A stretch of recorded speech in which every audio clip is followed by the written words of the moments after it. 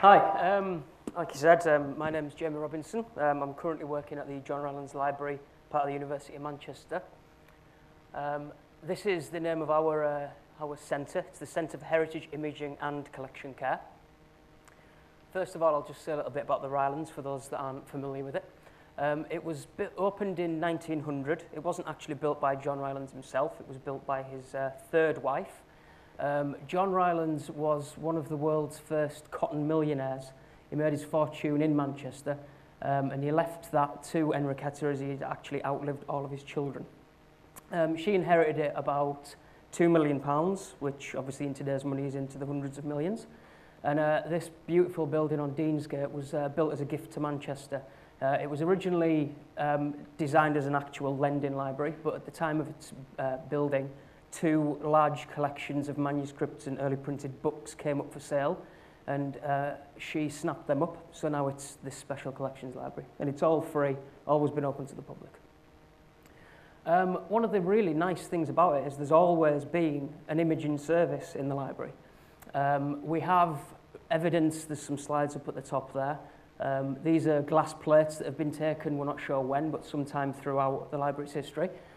This is basically a very early version of what we do now. This is the kind of camera that they would used to use. This is a Sinar P54 rail camera.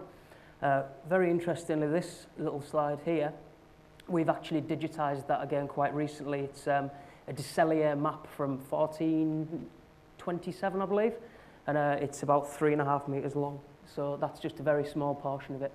And these notes at the bottom here, this is from one of the meetings in 1911. And I just wanted to read out the last sentence.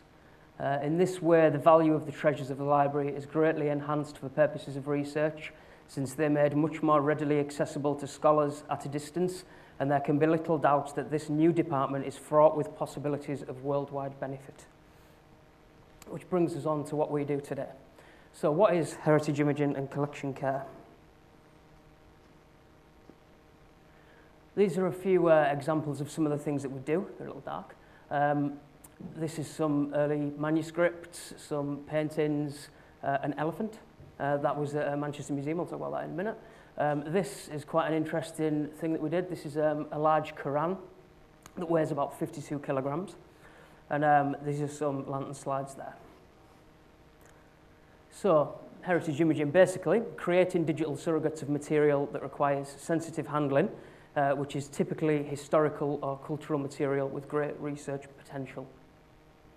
And the other side of that, obviously, is the care of these items. The slide in the middle there, I mentioned about the large Quran. This is the collection care team actually bringing it to the studio that we created around the object. It wouldn't fit in any lifts as you're supposed to do it flat, so they actually had to wrap it up and put it up on its end. These are a few other things that we do there. Collection storage, collection security, conservation, preservation, digital preservation, which is something that's obviously quite a new field that we're getting into, and research and training and development. Our service that we provide is we work very closely with collection care, so any item that we are going to be working on goes through them first and then comes to us. And if there's any problems or anything like that, we're made aware of them or they're fixed up. This is what we're using kind of currently. We use medium format digital equipment, primarily a Phase 1 IQ 180, which has a 6 centimeter by 4.5 centimeter sensor, which has 80 million pixels in it, which gives us obviously incredible resolution, very large files, and then we can create all kinds of different files types from that. We have various different types of equipment that is designed specifically for the care of the item while it's being digitized. And once everything has been digitized, obviously it needs to go somewhere, and this area that we have here is called Luna. This is our online collections. So anything that we do is then made freely available to anybody worldwide, not just researchers and scholars, but the public. If you just want to have a look at some nice pictures, you can have a look on there and find some of the things that we put on there are actually entire items as well. So we'll digitize an entire book or manuscript, and then it'll go in there as a digital copy, and it'll kind of open as it would if you were actually reading it. sorry, I'll just actually mention as well, with these images, we have cataloguers that add in full metadata about those as well. So the provenance, the age, what it's about, everything's included down the side there. We don't just digitize our own items. We do have an external service that we can link up with people, like, for example, Blackpool Illuminations. We went over there and digitized some of their very early original designs and paintings for some of the first illuminations when they very first started, some of which were actually done by Disney, and they're worth thousands and thousands of pounds, so they were pretty interesting. Little gibbon, that was the same as the elephant. We did the Taxidermy Mammal collection at Manchester Museum when they did their refurbishment of that area, and the images that we produced we used in the app that they've got. Up there at the top is a Chaucer manuscript, which is down at Petworth Hall in Sussex. We went down there with all of our equipment, and we actually digitized this in a public space, so the public could actually come past, watch us working, and talk to us about what we were doing and see the item much closer up than they ever could before.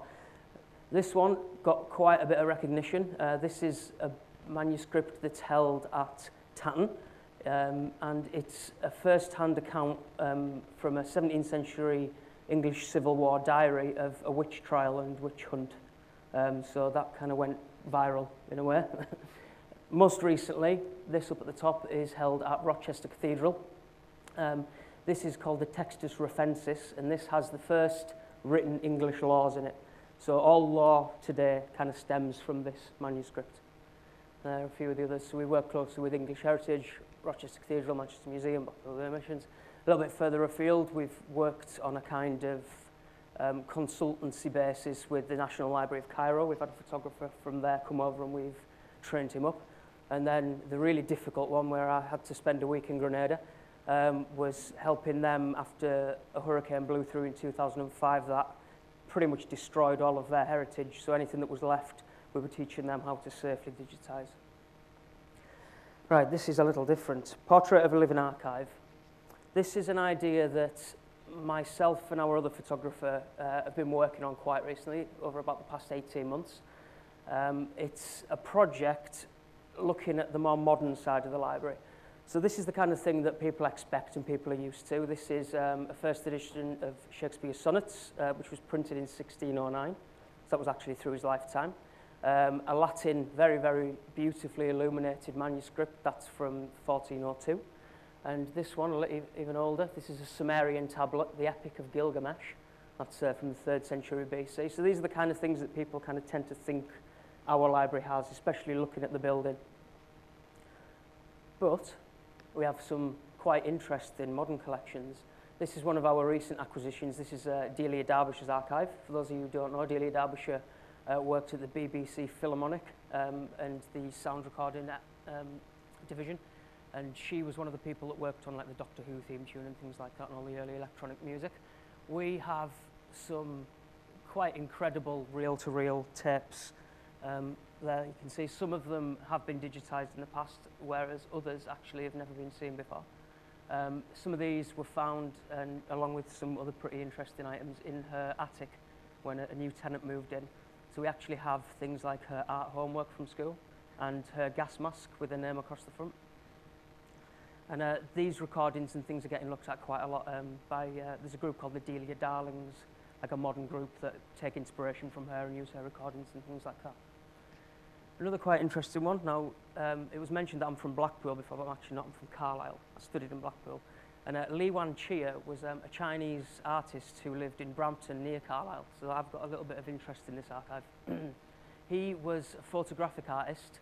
He had kind of a museum and workshop that he opened to the public in Brampton. And we have his pretty much entire archive. So we've got all of his slides and negatives and his test prints, all of his correspondence, everything like that. We even have his camera collection. And these two here are actually the ones that he used to work with primarily. So, and I've got a feeling actually that one of them might still have filming.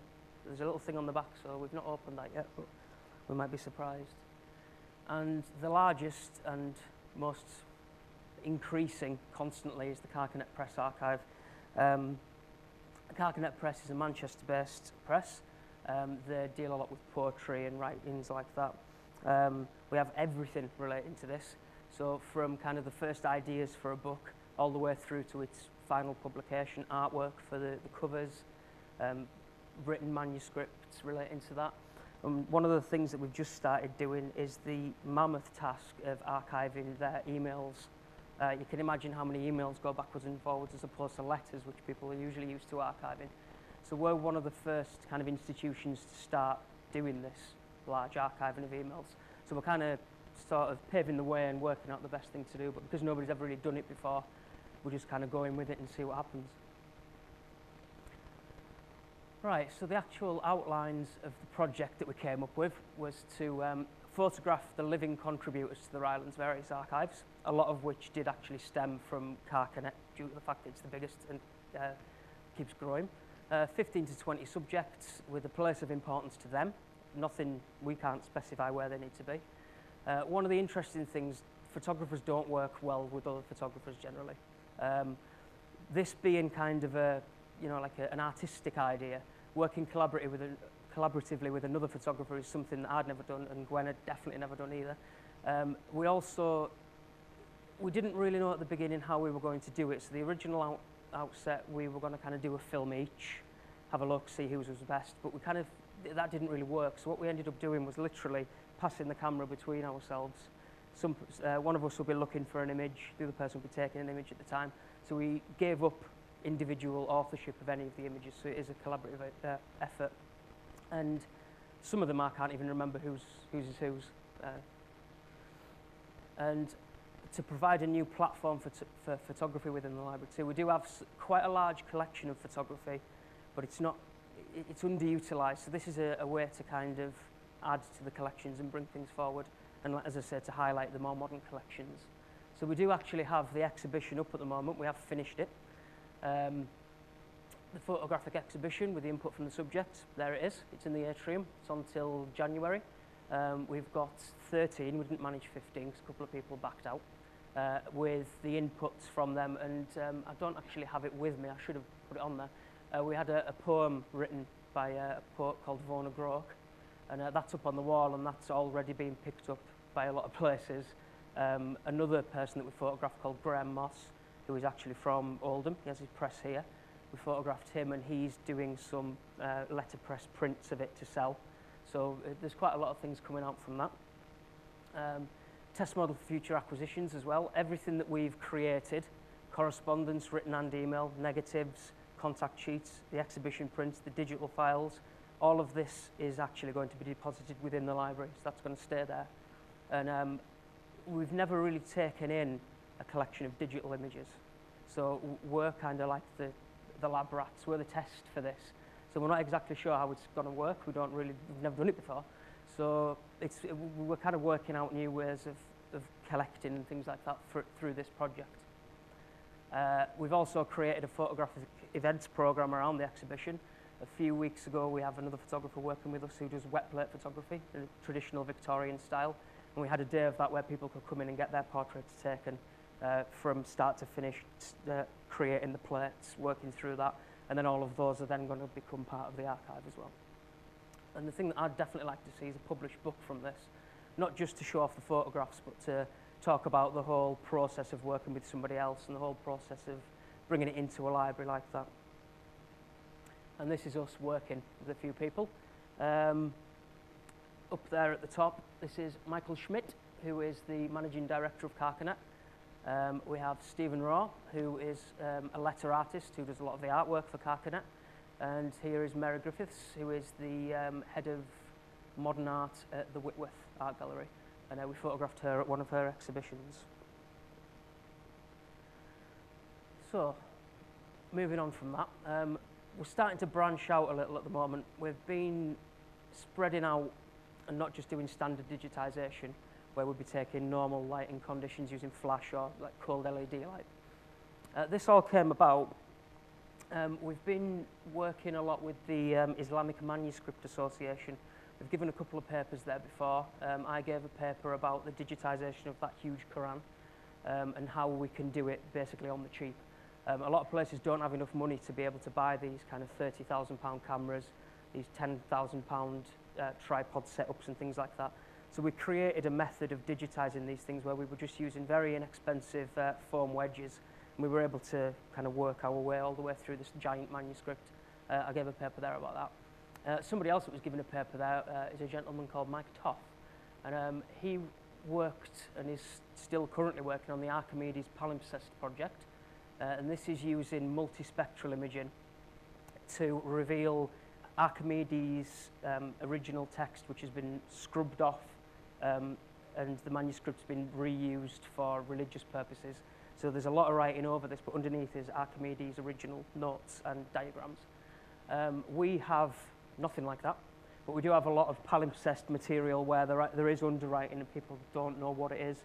We've got some other things that I'll show you in a second where these kind of techniques can help us to bring out what we can't see. We have been using a Phase 1 P45 now since I started, which was about 2007. It's obviously been relegated as newer technologies have came out. So we decided to take the infrared cutoff filter off the back, which is what I'm trying to do there. It's actually a little bit more straightforward than we first thought, but by doing this, we saved about £50,000.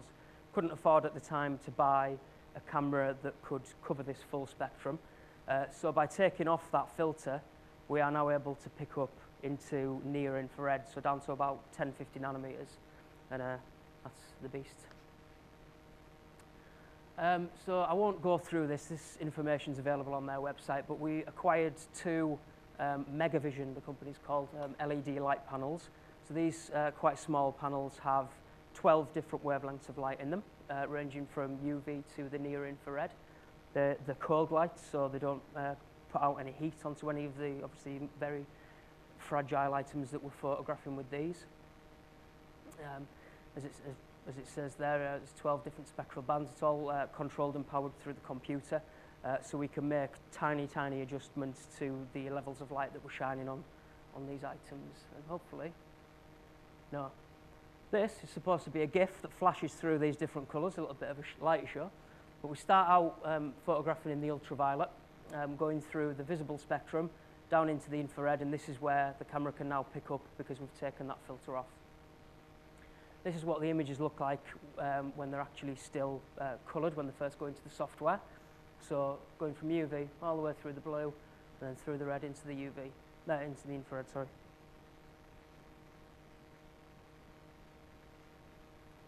So that little fragment that you saw there was a Coptic fragment. It's a palimpsest. You can see that there's text under there. And this area that I've taken here was actually also burn damaged. So you can't really make out any of the text, even the overtext. But by shooting this and doing very basic editing techniques that we currently can do in Photoshop and Capture One, ImageJ I'll come on to talk about in a moment, but this software allows you to layer up these different images and create false colour and bring out kind of the undertext a lot more. But even with just our basic editing skills, you can see that we've brought out all of this text here that was completely illegible before. And then obviously in the future we're hoping to be able to kind of remove this vertical text here, which is the overtext, to reveal the horizontal text there.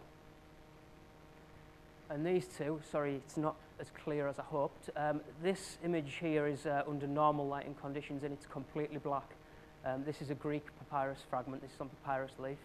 And under the infrared, even without any kind of too much editing, you can see, hopefully, that the text is there starting to become quite legible. And when you've got this image up on screen and you can mess around with the levels and the white balance and things like that, you can bring that text out even more. And this little one is from one of our Gutenberg Bibles. This inscription here is completely illegible. It's been written in, but it's also been scrubbed away quite vigorously. We've sent this image away to some experts in handwriting and looking for this kind of thing. And it most likely reads this. And it kind of points to the Bibles originally being in this Augustine convent near Strasbourg. So we're able to trace the history of the Bible before it came into our possession. So we're starting to get a lot more information about the history of these items from doing these special imaging techniques. Now, I'll just let this play through while I talk, there's no sound. As I mentioned earlier on, we've been doing a lot of collaborating with different people in different institutions, and the National Library of Scotland got in touch with us, and they have some wet copy letter books where letters have been copied in and then pasted into these books using a wet method. These books are by a gentleman called George Coombe, and he was an Edinburgh lawyer, and he was one of the first converts to phrenology. I imagine everybody's seen those heads with the lines. So it's a science which believed that people's characters could be read from the bumps in their skulls. So I imagine there's quite a lot of bumps in skulls from the talk before you come and find out something about them. They were incredibly faded, especially at the beginning.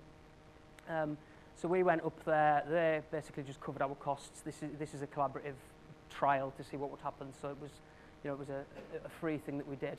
And you can see there that the text kind of just appears from nowhere when it comes up. That was under UV. We went through all of the spectrum on the lights to work out what would be the best. As I say, we're not imaging scientists, we are photographers, so we don't have the skills at the moment to use ImageJ software to edit these images fully. But you can see that the images that we got it worked out pretty well. Different types of ink respond differently to the different wavelengths that we're shining on them too. So these more kind of modern manuscripts, these are with an iron gall-based ink. So UV shows these up, whereas infrared, you can't see anything at all. And it's the complete opposite with the older items, which is a carbon-based ink, where the infrared brings that out and the UV, you can't see anything at all. So you can see there on the left is under normal lighting conditions, and then on the right is with UV. So it's bringing out that text that is completely illegible. And one of the interesting things that we did was we actually photographed the reverse of the page, which brought out the text even more, and then if you put it into its negative form, it brings it out even more, so you can read it a lot more clearly there. This is something moving on a little bit further again. I mentioned earlier that we couldn't afford at the time this 50 grand Megavision camera. The camera and the lights kind of come as a complete package, but we managed to get them to bring one to us so we could have a go with it and see what it could do.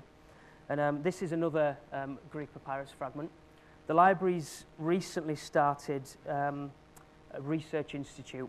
It's a newly formed body in the library, and it aids research and funds projects which look more closely at our own collections, and the first of which is some of these Greek papyrus. And this is a one where the text on the back has actually been totally removed again. And using the Megavision camera, we're able to bring that text out. And we also brought out these weird little boxes here. We're doing a couple of experiments after the fact. We photographed a piece of old sellotape that was in the box that these fragments were from. We basically worked out that they'd been sellotaped down at one point. And this is the remnants of the sellotape that brings up. So this kind of imaging doesn't just bring out text that's there, it brings out, it's the history of what's happened to it. So you can see, somebody's just slapped some sellotape on it at some point.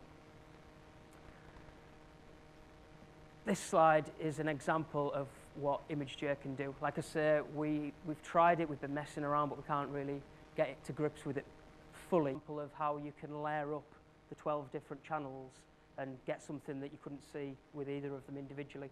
So you can bring out things that even under one channel you couldn't see. So you can bring things out that you couldn't see in any other individually.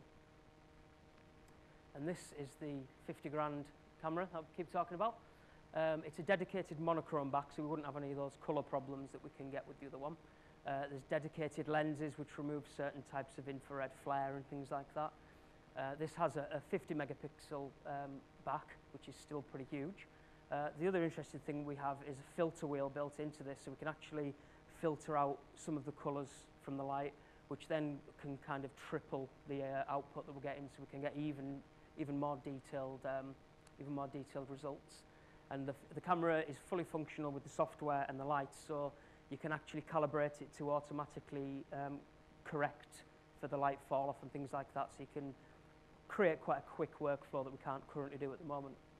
But through the Rylands Institute, and something else that I'm going to move on to in a second, we're looking to actually invest in one of these cameras so we can offer that as a service, not just for our collections, but for other people's too. So this is one of the areas that we're looking at the moment as well. We've been in talks with the Photon Science Institute. the University of Manchester. We're looking for ways through the Rylands Institute to bring skills of other departments to the library that have never really been brought before. So this is introducing new scientific methods to the old items. So we haven't actually started this yet. We've put a bid in, so hopefully we're going to get that and then we can trial this. This is Optical Coherence Tomography. Now, the image that we're looking at on the screen here was created at the School of Physics and Astronomy by Mark Pierce. And what we're looking at here is actually about 1 millimetre deep on the palm of somebody's hand. So the top of the image there, this is the top of the skin layer, and then you've got the epidermis below, and this little spiral here is actually a sweat gland. So this kind of technology currently, obviously, it's medical applications, skin analysis, burns analysis and things like that. Ophthalmology, you can use this to look at underneath, I think it's about 1 millimetre deep, so you can go 1 millimetre deep in the back of the eye and things like that. So we're looking at ways to apply this technology to heritage imaging. So some of the things that we're kind of trying to look at is parchment and binding analysis. We can look below the surface of the material and you can kind of see its structure and see how it's put together. For example, in a lot of bindings, you'll find that things have been pasted down. Hopefully we'll be able to look underneath those paste downs to see if there's anything there. It's a way also to detect any kind of palimpsests if we can't see below with the multispectral imaging. If something's supposed to be a palimpsest and it doesn't look like it, we could look using this and see underneath that text and see if there's any other layers below that. Underpainting identification. I'm sure a lot of you have heard kind of X-ray in paintings and things like that. X-ray in a painting is not a very easy task. This system would mean that we would be able to check before we did any kind of X-ray fluorescence imaging to see if there's anything underneath that. You'd be able to see another structure underneath painting. And also pigment analysis, looking a lot more closely at pigments. And one final thing that I want to mention, I'm going to have to get the slides up because this isn't my project, but it's something very, very interesting that's been happening at the moment. This is something that the Collection Care Department have been working on. This is a DNA analysis project, and they've actually called it biomolecular code ecology. It's a joint project between us, the British Library, and the University of York. And it's a non-destructive method of analysis which enables species identification from parchment pages using an electrostatic solid phase extraction method. Now, that's the part that I don't really understand, but the easy bit is basically, you know those little rubbers that you can get, Stadler or whatever they're called, with the little kind of cardboard sheath? If you take a few rubbins with one of those, collect those rubbins, send them off to York, they can analyse those rubbins and take the collagen peptides from them, and then they can actually identify what animal it's from and where it's from. So these are some of the results that they've been able to get from some of our manuscripts. I'm not sure exactly what that one is, but there's been quite a few medieval Latin manuscripts and English manuscripts as well that have been part of this project, some quite important things. And yeah, they've been able to identify, majority is, I think that's a sheep, and a ram, yeah, and then you've got a goat and cow. So you can see that kind of England was big for sheep, Italy was bigger for goats, and France likes its cows. That's something that they're trying to trial. We offered it as a free service, but they're trying to get it up and running so people can do this. But it's a cheap method to identifying this. And again, working with the imaging that we've been doing and the other things that I've mentioned about identifying the history of the book, this is another very exciting and quite exciting and individual way to do it, I suppose. So that's me. I think you'll just want to notice that. So WordPress, we use WordPress. That's our details there if anybody wants to have a look. So thank you very much.